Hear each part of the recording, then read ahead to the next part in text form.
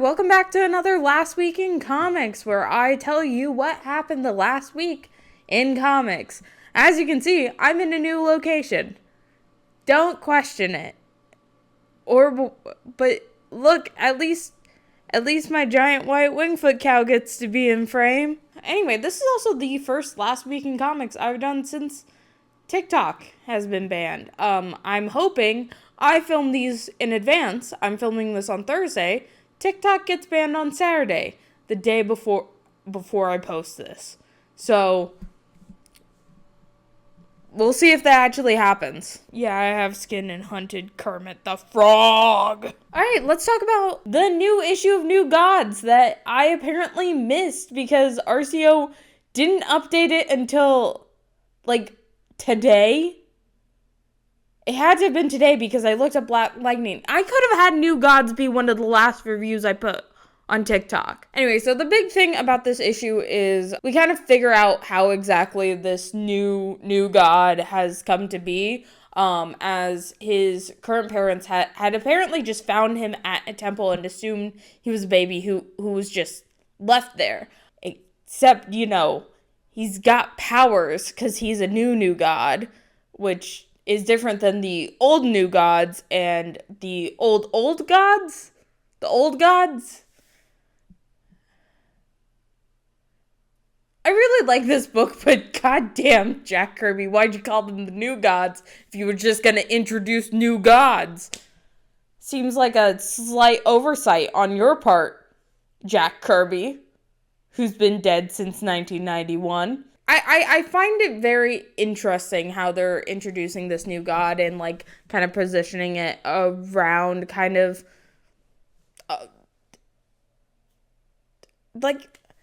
guess it is a Jesus metaphor. I'm trying to find the right words to describe it, but I guess it is just a Jesus metaphor. Anyway, the big thing that everyone actually is talking about is that Big Barda's finally in the book. Scott decided to, instead of talking to his wife, which is very Tom King Scott-free of him, decided to write her a letter and leave in the middle of the night to go help Orion. And Barda was like, fuck you, we're not doing this. If we're doing this, we're doing it together. Which, yay, Barda! I also just realized, in this issue, that Ram V named their daughter Live Free. Her name's Olivia Free. But she goes by, they call her Liv, as in Live Free, daughter of Scott Free. I hate that it took me that long to figure that out. I'm gonna fight Ramby. No, I'm not. I can't fight Ramby. I already fight enough comic book writers, and I'm going to fight one later in this video, so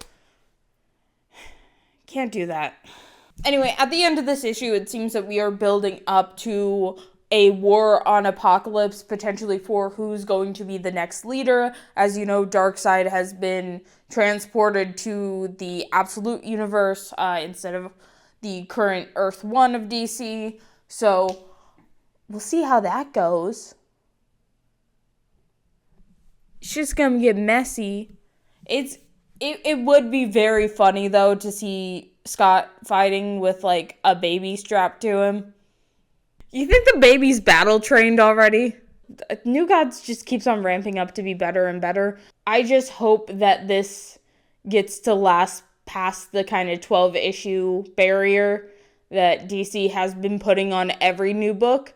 And it seems to be selling really well, or at least as well as a New Gods book can. So that's good, at least. The question all along the Watchtower. I actually posted my review of it, or I cross-posted it on here in TikTok, so it is in shorts for some reason. I don't know if I'm going to continue to do shorts, but it's there. Essentially, we find out what attacked Jaime in issue 2, and it turns out to be Nightshade, which is great for me personally because I am very excited for more Charlton characters to be back in DC Comics. That is the one thing I say. That is my one plus side of the question all along the Watchtower, but also the bane of Daystar's existence. Nightshade seems to be at least one of the villains of this run, although it seems like she is being controlled by some other entity at first, and then later we do find out that it was actually Cyborg Superman who was behind all of this, and I really hate this trend, and it's happening in both The Question and Black Lightning, which I'm going to review after this, but they keep on wanting to, like, input the Trinity into these books that do not need the Trinity. Like, I think that, honestly, I think that The Question would have really benefited from, like, some B or C list hero being the actual villain. Like Nightshade. I think that Nightshade would have been a fun villain. Her powers, they've revamped her powers to look even cooler, and it would be like a nice, like, oh, what's a twist? You know? I don't know, I just think that this book would be better if they took more of, like, a Milestone Shadow Cabinet approach to it. Maybe call it, like, Charlton all along the Watchtower. Maybe not make this a question book just because I feel bad for all the Charlton characters taking Renee's book, but, like, you get what I mean. Like, it could be a very fun, like, showcase of seeing all of the old Charlton characters in their new DC iterations interact, because, like, that was the main thing that, like, drew me to this book, was that we finally got, like, a really solidified team-up between Jaime and Renee. It was one of my favorite things from the beginning, and they have barely spoken. I mean, I like the toxic cop, Yuri, but they're both cops, so not really. It's still a good book. I hope that this book pulls a Blue Beetle graduation day and, you know, gets it ongoing. But, like, I hate that this is how they have to do this now. Can the Charlton characters just get books? You give, like, 50 to Batman. I'm pretty sure the 50 to Batman pays for everything else. Okay, and then last but certainly not least, in books I actually read this week, Black Lightning number 3, which I just love this book. I don't know. I have, like, a soft spot for, like, superhero family teams, and just the way that, like, it positions Jefferson Pierce and Anissa, like, kind of, like, having, like, a very realistic, like, father-daughter relationship where Anissa's like, look, like, a lot of things happened. It was traumatizing for me. I don't trust myself with my powers. I don't trust myself with my new powers. And, you know, the one time that I needed you to catch me, you weren't there. You weren't able to. And, like, kind of, like, dealing with that fallout. However, we unfortunately still have to waste, like, page time on the fucking Trinity. The problems I have with the question are, like, the exact same as Black Lightning. I do not need the Trinity to be in every book. Okay? Like, I don't need fucking Cyborg Superman to end up being the villain of the question. I just really hope that that the Cyborg Superman reveal is, like, a red herring, and it's not really who's behind all of this, because that's lame. I don't need Cyborg Superman. You know, we have this, like, towards the end of the book, we have this moment where Anissa has, like, finally kind of, like, accepted help from her father again. She's starting to believe in him again, and then she gets transported to the Watchtower just so Black Lightning can, like, fight the Trinity in the next issue and have that be the cover, and because I know what they're doing. And, like, this book is only getting 6 issues initially, and I much rather would have had, like, let that page time go to, you know, the Pierce family, or the subplot that's happening with, like, these politicians who are against metahumans. Like, it's a fucking lot of wasted page time for the Trinity, and, like, the Trinity's in every fucking goddamn book, so they don't need that. I'm tired of them. Get them out of here. Except for Wonder Woman. She can stay. Except, no, she can't. She can... We'll talk about Tom King later. Anyway, speaking of the Trinity unnecessarily being in things, let's look at the rest of the books that came out this week. First up on the list, Challengers of the Unknown. Although I heard, like, an initial, like, really, like, big, like, excited reaction when this book was when the first issue came out. It does seem to have died down a little bit, quite possibly just because there's only like 4 Challengers of the Unknown fans, and I think they pretty much like other things too. But I'm glad that like a B team like this can get a book at DC. However, I wish it was the Time Masters. Where are they, DC?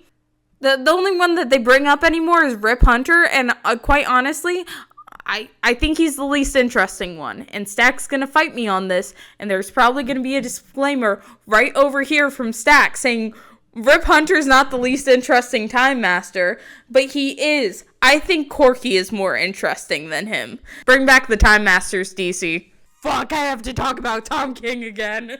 I feel like that man has like a book releasing like every week. Like, Jesus fucking Christ, why does he have 4? Anyway, Jenny Sparks number 6 came out. Don't fucking buy Tom King's books. He is a former CIA agent and a war criminal. I have like this growing theory that the latest issue of Jenny Sparks, specifically, Jenny Sparks number 6, Tom King wrote specifically like either during or right after the pandemic, because like she's complaining about masks and like being stuck inside and not being able to save the world, and then like yelling at Superman saying like, can't you punch the virus? And I'm like, can Tom King not write anything that he himself has not personally experienced? I'm betting like literally $10 that that man's an anti-masker. This Jenny Sparks book is so fucking dumb. And I feel bad for my one mutual who's a really big Jenny Sparks fan, because, like, if my fave was taking a beating like this, I would go insane.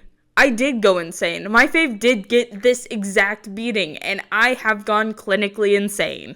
Anyway, don't buy Jenny Sparks. Speaking of things that you should buy, or you should at least collect the trade of, Milestone Universe, The Shadow Cabinet.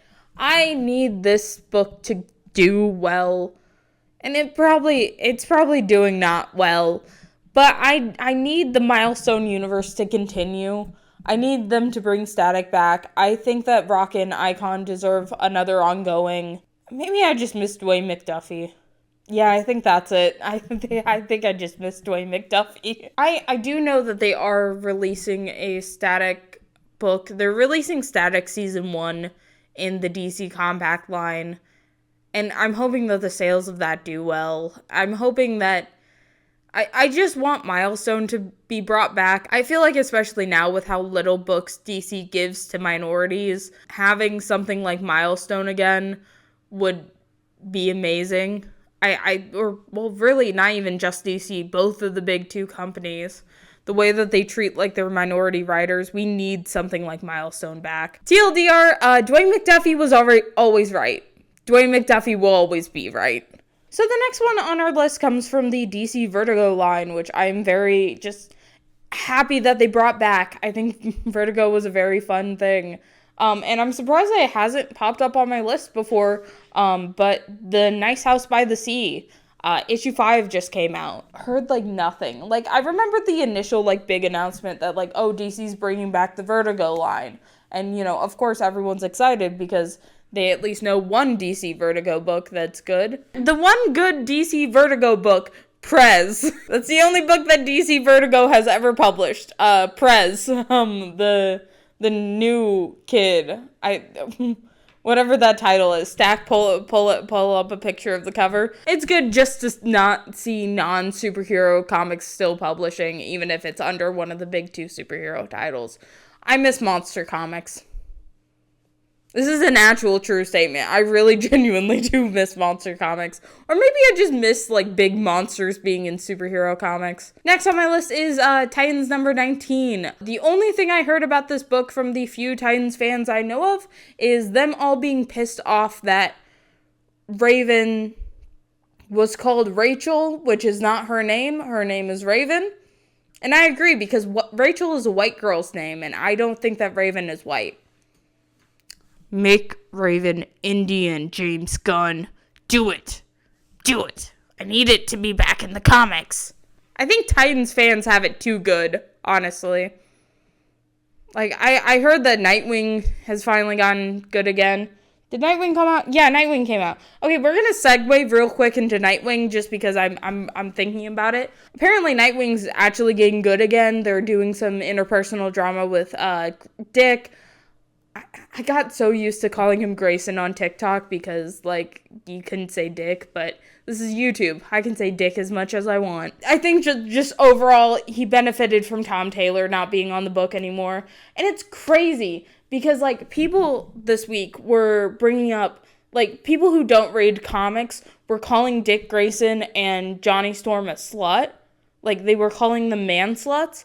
And, like, of course the Nightwing fans jumped into his defense. But I was over there being like, Johnny has never slept with a woman. Or no. Sorry. Johnny has only slept with 3 women.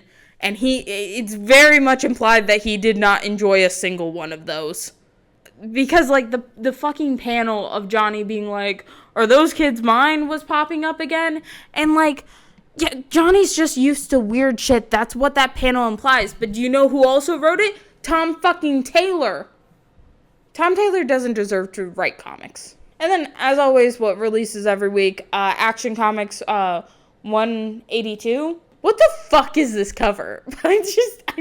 So I, like, checked it real quick to see if Mariko Tamaki's on the, was still doing her Supergirl story. I think that wrapped in the last issue of Action Comics.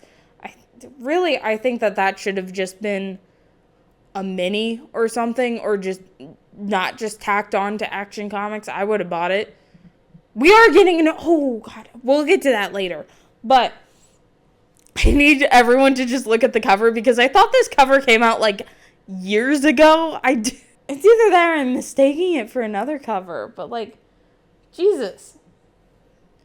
Why he look like that? And now for the reason that Mark Waid keeps Dan Mora in his basement. Batman Superman World's Finest, issue 35. I think Mark Waid has too many books out right now. I think they're overworking that old man. I'm 27. He's not that old. He's old. Honestly, I like Mark Waid. I think that putting him on a book like World's Finest and letting him just kind of go crazy is great. However, I think that they should get another crazy person on the book. This is my petition to get Ryan North on Batman Superman World's Finest. I think that he would have fun with it, and he's also a very big Batman fan, so he will have some funny bits about it. Maybe Andrew Hussey will show up. Maybe I'll show up. Put Ryan North on Batman Superman World's Finest. Just, like, give Mark Waid, like, a brief break, you know, because he's writing like a lot at DC. And speaking of other things that Mark Waid is writing at DC, Batman and Robin Year One. I've been hearing it's really good. I think that honestly, probably Mark Waid's better at just writing limited series in comparison to what he's doing on Justice League and also Batman Superman World's Finest. I think that he honestly could just continue to write miniseries for the rest of his career, and they would all be like 10 out of 10 hits every single time. Unfortunately, there was also a new Green Lantern book this week. It's called Green Lantern Fractured Spectrum. I cannot tell if this is an ongoing or if it's just a one-shot. I think it might be just a one-shot because I do think that we are getting another Green Lantern book that's focusing more on the other members of the Corps who aren't Hal Jordan. So I know that this isn't going to, like, I think that this is just a one-shot, but I mean, I didn't hear that Guy nor Simon nor Jess were in it, so I don't really care. I don't like Green Lantern. I stand by this opinion. You didn't see the panel? What? You didn't see the panel that's floating around Twitter? What was? Guy Gardner having a Pepe Sylvia. What the fuck do you mean Guy Gardner was having a Pepe Sylvia? Pepe Sylvia. I look in the mail. Well, this whole box is Pepe Sylvia. Pull it up right now. Like Stack's off camera while I film these too half the time. And so he'll just like tell me things and be like, oh yeah, did you know Guy Gardner pulled a Pepe Sylvia? What the fuck does that mean? Honestly, you know what? I know I've been saying that Nathan Fillion is too old for Guy Gardner, and I 100% agree with that. However, I think it would be really funny to have Charlie Day play Guy Gardner. I think he could pull it off perfectly. They're all in this? Simon mentioned! Simon mention? Oh shit, that's fucking Jon Stewart's dead sister, Kelly? Kelly's here? Never mind, apparently Green Lantern's good again. Guy Gardner's doing a Pepe Sylvia. Okay, so this book actually leads into the Green Lantern Corps, which is gonna be the big, like, team up of everyone but Hal Jordan. Because Hal Jordan still has the mainline book. And, like, the entire thing is focusing on Carol Ferris's ex, who is, like, the sad lantern, I guess. I don't know. I'm just excited that Guy Gardner got to have a Pepe Sylvia. Oh, a conspiracy! Pepe Sylvia, Pepe Sylvia! Everyone's fucking talking about Pepe Sylvia! Do you think Guy Gardner can read? And for those who are new to Last Week in Comics, because, you're coming over from TikTok or you're coming over from wherever else I post, we're not talking about any of the Marvel books. They all suck anyway this week. All of the white people books on Marvel Comics suck, and they're not removing Sabra from Captain America 4, so we're not talking about those bitches. Before I get into the highlights of indie comics that I do want to talk about one other book, which is that Star Trek Lower Decks by my best friend Ryan North also released this week. Am I 2 issues behind because a lot's been happening? Yes. Have I still convinced my father to give Lower Decks a chance? Yes. Yes, I have. He's actually considering reading it because, like, I'm friends with Ryan North, and B, he's very sad that Lower Decks is ending, like, the show's ending, and I've been watching it too recently to, like, get some understanding of what's happening in North's run. I don't think that you need to watch Lower Decks to understand what's happening. It's very episodic still, or not episodic, but, like, every, like, 3 issues is a new story. They're kind of explaining to you the dynamics, but it does help kind of bridge the gap, and it's really good. And Ryan North keeps that same energy, but, like, in comic book form, and it's great. I think everyone should go check out Lower Decks. Alright, anyway, some highlights from Image. G.I. Joe. They're still releasing comics for that. Maybe I should give those to my father. Also, to my shock, I Hate Fairyland is still releasing. I remember that book from when I was, like, a kid, and I wasn't allowed to read it because you should not give your kids this book. And then from Dark Horse, they have a book called Space Usagi, like, as in Usagi no Jimbo, which, like, why did they put him in space? Why did they do that to him? That feels kind of rude. And then also, for those of you who have been reading Batgirl, if you want to check out more by the author, Tate Bromble, you should definitely check out The Odd Life the title's long. It's Christopher Chaos. That's what I'm trying to say. The Oddly Pedestrian Life of Christopher Chaos. It's only 15 issues. It's a quick read. I've heard very good reviews of it. I'm still trying to sit down and read it, but I get extremely busy very quickly. There's a reason that it's still going on.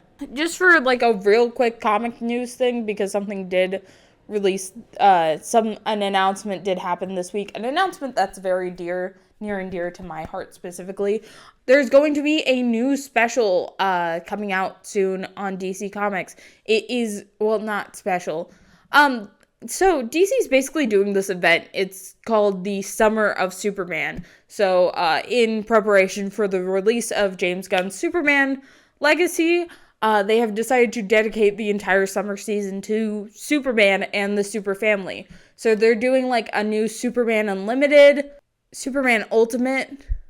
I forget. The stack's gonna pull it up and put it right here. But more importantly, for me specifically, they are giving Supergirl, aka Kara Zor-El, they are giving her a mini. They're also giving Superboy and Krypto one, which makes, Supergirl getting a mini feel less important.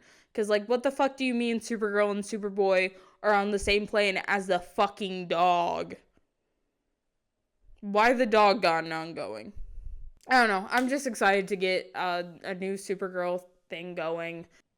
Oh, what the fuck do you mean Dan Slott's writing Superman Unlimited? Oh my god, that's why he posted that he had that DC hat. And that Superman... Oh god, what the fuck? I can't speak ill about Dan Slott. I need him to admit some things to me. I genuinely do kind of like his Fantastic Four run. That's probably my hottest of takes. But also, Dan Slott's the only Fantastic Four writer who, like, actually, like, Fantastic Four writers all have, like, a ranking of, like, who's their favorite. Like, who's the main character of their book. And usually, always, Johnny's dead last. Dan Slott's run was the only one where Johnny was, like, at number 2, if not number 1. And Ryan North's also the weird one who decided to make Alicia the main character. But I support him for that. I think that that's funny and great. Okay, this is also other news from AIPT that is specifically going to excite my dad, so I'm going to talk about it real quick. There's going to be 5 new G.I. Joe Silent Mission one-shots. And if you didn't know, the reason that my dad got into comics, and specifically G.I. Joe, was because of Larry Hama's famous issue 21, where there is no dialogue, because my dad does not like reading. Going back to my original point, so they haven't announced a new writer for Supergirl. I'm really hoping that it's Mariko Tamaki, though. Mariko Tamaki did amazing in the Supergirl special.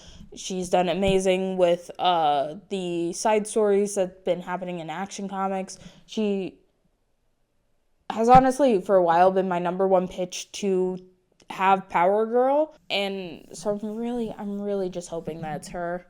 I don't really care who writes Superboy. Anyway, that concludes another Last Week in Comics. So if you like this, or you like me, or you like hearing me talk, or you like hearing me give my opinions on comics, probably by the time I release this, the day before, we have released another episode of Ash and Their Fantastic Friends, the live show I do where we talk about comics and other things. I think we're actually celebrating the end of TikTok. Celebrating, in quotes, we're throwing a party because what better do we have to do while we face the end of at least 4 out of 5 of our influencer careers. 4 out of 6 of our influencer careers. They'll probably be over here. It might be your next recommended. Something else might be your next recommended. So up here is going to be another video that you might like if you liked Last Week in Comics. Down here is the rest of the playlist if you want to hear what happened in November, December, and the first week of January, because a lot of stuff happened that week.